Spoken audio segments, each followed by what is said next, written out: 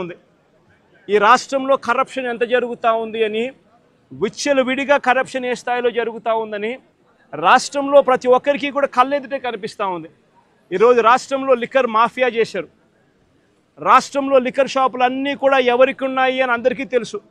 ఏ నియోజకవర్గానికి వెళ్ళినా కూడా ఆ ఎమ్మెల్యే ఆ లిక్కర్ మాఫియా కార్టెల్ బాసు అని చెప్పి ఎవడైనా చెప్తాడు।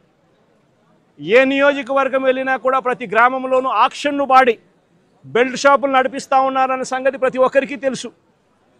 ఏ నియోజకవర్గంలో అయినా కూడా ఇల్లీగల్ పర్మిట్ రూములతో లిక్కర్ అమ్ముతున్నారు అనే సంగతి కూడా అందరికీ కనిపిస్తూ ఉంది। ఈ ఇల్లీగల్ పర్మిట్ రూమ్లో అయినా కూడా ఈ బెల్ట్ షాపుల్లో అయినా కూడా ఎంఆర్పి రేటు కన్నా ఎక్కువ రేటుకు లిక్కర్ అమ్ముతున్నారు అన్న సంగతి కూడా అందరికీ తెలుసు। రాష్ట్రంలో ప్రతి ఒక్కరికి ఇదంతా కనిపిస్తూ ఉంది। సాక్షాత్తు డిఐజీల ఆధ్వర్యంలో డిఎస్పీల ఆధ్వర్యంలో సిఐలు వీళ్ళే ఒక ముఠా మాఫియా ముఠా। వీళ్ళే డబ్బులు కలెక్ట్ చేస్తారు, వీళ్ళే అలా అమ్మనిస్తారు, అలా అమ్మిన దానికి వీళ్ళే డబ్బులు తీసుకుంటారు, వీళ్ళే ఎమ్మెల్యేలకు డబ్బులు ఇస్తూ ఉన్నారు। చివరికి ఎమ్మెల్యేలకింత, చంద్రబాబుకింత, మధ్యలో పోలీసులకింత అని ఏకంగా పోలీస్ మాఫియా నడుపుతూ ఉన్నారు డిఐజీల ఆధ్వర్యంలో చంద్రబాబు నాయుడు గారి ఆంధ్ర రాష్ట్రంలో ఏ నియోజకవర్గంలో తీసుకున్నా కూడా అక్కడ ఇసుక అన్నది యథేచ్ఛగా దోపిడీ జరుగుతూ ఉంది। మిషన్లు పెట్టి కొట్టేస్తూ ఉన్నారు। ఎక్కడ ఉచితంగా ఇసుక ఇస్తూ ఉన్నారని అడుగుతూ ఉన్నా, కళ్ళ ఎదుటే కనిపిస్తూ ఉంది। నియోజకవర్గంలో ఏ మైన్స్ ఉన్నా, ఎందుకు ఇదే నెల్లూరు జిల్లాలో సిలికా క్వాడ్స్ దోచేస్తూ ఉన్నారు ఏకంగా। ఎవడు సిలికా మైన్స్, ఎవడు క్వాడ్స్ మైన్స్ ఎవడుకున్నా కూడా వాళ్ళు ఇక్కడ లోకల్గా ఉన్న విపిఆర్ అనే ఆయన పెద్ద మనిషికి ఆయన ద్వారానే అమ్మాల। ఇష్టం వచ్చిన రేటుకి అమ్మకూడదు, ఆయన ఫిక్స్ చేసిన ఆ రేటుకే ఆయన ద్వారానే అమ్మాల। నెల్లూరులో ఉన్న సిలికా మైన్స్లో ఉన్న ప్రతి ఒక్కరికి తెలిసి ఈ విషయం। కోర్టు కేసు వేసినారు, సిలికా ఓనర్స్ అందరూ కోర్టు కేసు వేసినారు। ఇదేం అన్యాయమయ్యా, ఇది మాకు మైనింగ్ పర్మిట్లు ఎందుకు ఇవ్వడం లేదయ్యా, మైనింగ్ పర్మిట్లు ఒక మాఫియా ఫామ్ చేసి ఈ రూట్లో వస్తేనే మైనింగ్ పర్మిట్లు ఇస్తారని చెప్పడం ధర్మమేనా అని చెప్పి ఏకంగా కోర్టులో కేసు వేసినారు। సిలికా క్వాడ్స్ ఈయన కలెక్ట్ చేస్తాడు, ఈయన ఇంత పెట్టుకుంటాడు, నారా లోకేష్ బాబుకు చంద్రబాబు నాయుడుకి ఇంత పంపిస్తున్నాడు। ఏ నియోజకవర్గంలో తీసుకున్నా కూడా ఆ నియోజకవర్గంలో మైన్స్ ఏదున్నా కూడా ఆ మైన్స్ ప్రతి మైన్లోనూ కూడా ఎమ్మెల్యే గారిని కలవాలా, పోలీసులు హుకుం జారీ చేస్తారు, డబ్బులు కలెక్ట్ చేస్తారు, ఎమ్మెల్యే గారికి ఇంత ఇవ్వాలా, మిగతాది పోలీసులు ఇంత పెట్టుకుంటారు, పైకి పంపిస్తామన్నారు డబ్బులు మిగతాది। ఏ నియోజకవర్గంలో చూసుకున్నా కూడా విచ్చలవిడి పేకాట క్లబ్బులు, ప్రతి పేకాట క్లబ్కు కూడా రేటును బట్టి 10,000 రూపాయలు పేకాట క్లబ్ అయితే నెలకు 6 లక్షలు ఇవ్వాలి, 5 లక్షల రూపాయలు పేకాట క్లబ్ రన్ చేసేది అయితే ఏకంగా వెస్ట్ గోదావరి జిల్లాలో అయితే ఏకంగా ఒక పేకాట క్లబ్బుల్లోనే ₹1 కోటి ఇస్తున్నారు। విచ్చలవిడిగా కరప్షన్ జరుగుతూ ఉంది। పోలీసుల సమక్షంలో, పోలీసుల ఆధ్వర్యంలో మాఫియా ఫామ్ చేసి ప్రతి నియోజకవర్గంలో జరుగుతాను।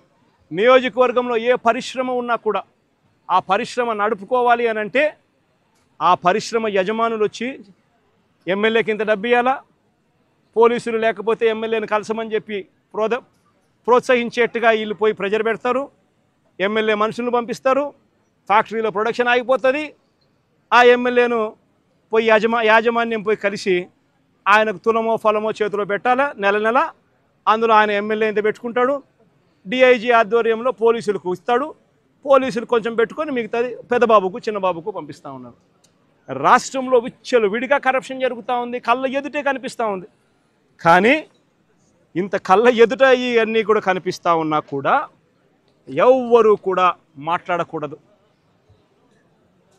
విచ్చలవిడిగా భూములు శనిక్కాయలకు బెల్లాలకు అమ్మేస్తారు ఇలా కావలసిన వాళ్ళకు। వీళ్ళకి నచ్చినోడు ఎవడన్నా ఉన్నాడంటే 99 పైసలకు భూములు ఇస్తారు, వీళ్ళకి నచ్చినోడు ఎవడన్నా ఉన్నాడు అని అంటే ఏకంగా 30 ఏళ్ళ కాంట్రాక్టు, 40 ఏళ్ళ కాంట్రాక్టు ₹1.5 ఇస్తే చాలంటారు। విచ్చలవిడిగా భూములు శనిక్కాయలకు బెల్లాలకు అమ్మేస్తూ ఉన్నారు। ₹4.60 పీపీఎల్ చేసుకుంటా ఉన్నారు। ₹2.49 మేము ఆ రోజుల్లో పీపీఎల్ చేసుకుంటే నానా యాగి చేసిన ఇదే పెద్ద మనుషులు. అంత విచ్చలవిడిగా కరప్షన్ ఒక వైపున జరుగుతూ ఉంది. మరోవైపున సూపర్ 6, సూపర్ 7లు గాలికి ఎగిరిపోయాయి. ప్రతిదీ కూడా మోసమని తేలిపోయింది. వ్యవస్థలన్నీ కూడా పూర్తిగా నీరుగారిపోయిన పరిస్థితులు కనిపిస్తూ ఉన్నాయి. ఏ మనిషి కూడా సంతోషంగా లేని పరిస్థితిలో చంద్రబాబు ప్రభుత్వంలో కనిపిస్తూ ఉంటే ఈ మనుషుల తరపున, ఈ ప్రజల తరపున ఏ గొంతు వినపడకూడదు అని చెప్పి ఏకంగా ఈ పెద్ద మనిషి పిన్నెల్లి రామకృష్ణారెడ్డిని జైల్లో పడేసినాడు. ఈయన 4 సార్లు ఎమ్మెల్యే. దళిత మాజీ ఎంపీ నందిగాం సురేష్ను 190 రోజులు జైల్లో పెట్టినాడు. ఈయన దళిత మాజీ ఎంపీ. మాజీ మంత్రి జోగి రమేష్ కొడుకును రాజీవ్ అనేవాడిని ఆయనను జైల్లో పెట్టినాడు కేసులు పెట్టి. వల్లభనేని వంశీని ఒక కేసు అయిపోయిన తర్వాత మరో ఒక కేసు చిత్రహింసలు పెడుతూ జైల్లో పెట్టారు ఈ పెద్ద మనిషి. ఎంపీ మిథున్ రెడ్డిని కేవలం పెద్దిరెడ్డి రామచంద్రారెడ్డి చంద్రబాబు నాయుడును ఆయన కాలేజ్ టైంలో ఈయన ఇద్దరు కాలేజీలలో స్టూడెంట్గా ఉన్నప్పుడు ఇద్దరు కలిసి చదువుకున్నారని, ఆ కలిసి చదువుకున్నప్పుడు పెద్దిరెడ్డి రామచంద్రారెడ్డి చంద్రబాబు నాయుడు చెప్పుతో కొట్టినాడు అని చెప్పి. అంతే. పెద్దిరెడ్డి రామచంద్రారెడ్డి చిన్నప్పుడు చేసిన ఆ